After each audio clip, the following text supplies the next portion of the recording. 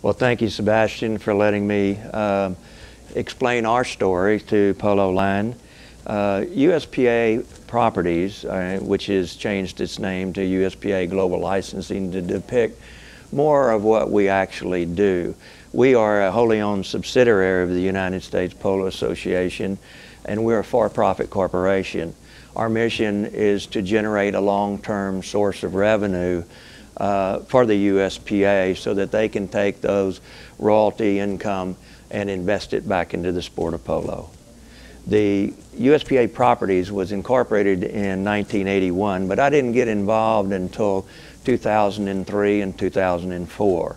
Quite frankly, it was a small company, it was in disarray, and we spent the first year or two getting the company organized, and we have built it up to a $1.6 billion retail company, which is a major apparel group in the United States and internationally as well.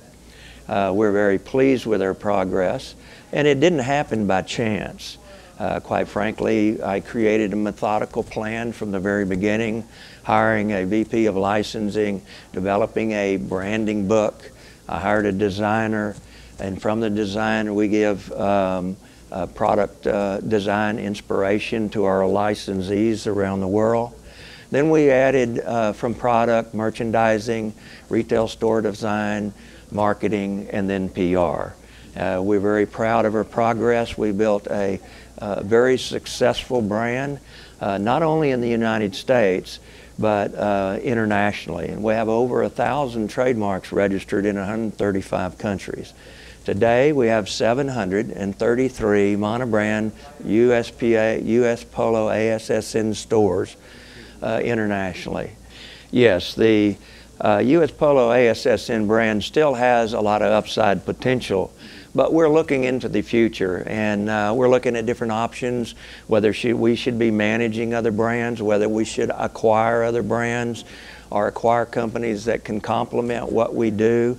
We're looking at all of those different opportunities, including joint ventures, but it all relates to the apparel business. Well, as the brand continued to grow in popularity, and our design inspiration comes from the game itself, we felt that it was only made sense to us to reach out to the USPA and help them market the sport.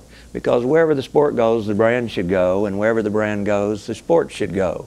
Our motivation on both sides is to create public awareness of the sport, to encourage people to buy more product, and we'd like them to be exposed to the sport, so they'll go to their local club and hopefully watch polo and eventually even try it.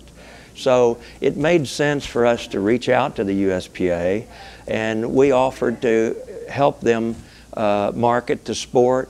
I built a strong professional marketing team, and we have been given the rights to broadcast and stream polo and market and promote those events, and this is our first year. We want to broadcast 3 events. We've had a very successful high goal season with the streaming side of the business. We're very excited about a new website that we're creating in conjunction with the USPA that will incorporate the brand as well as the sport. The brand has 2.7 million Facebook followers. Compared to what the USPA has, we want to consolidate that. We want to educate our consumer more about the game so that they'll be interested in following the players, following the teams, and be more loyal to the sport and, of course, buy our products. So we've joined our forces, and we have 4 events that we have scheduled to broadcast this year. As I mentioned, the streaming for the high goal season here in Florida has been very successful. We're broadcasting the US Open Polo Championship. It'll be aired on Saturday, April the 30th at 5 o'clock, so please watch it. And I know it'll be streamed on Chucker TV as well. Well, during the summer, we want to We've reached out to the Santa Barbara Polo and Racquet Club and the East Coast Open. We want to broadcast those two events. Santa Barbara is very close to a large metropolitan area, Los Angeles, as well as East Coast Open is Greenwich and New York.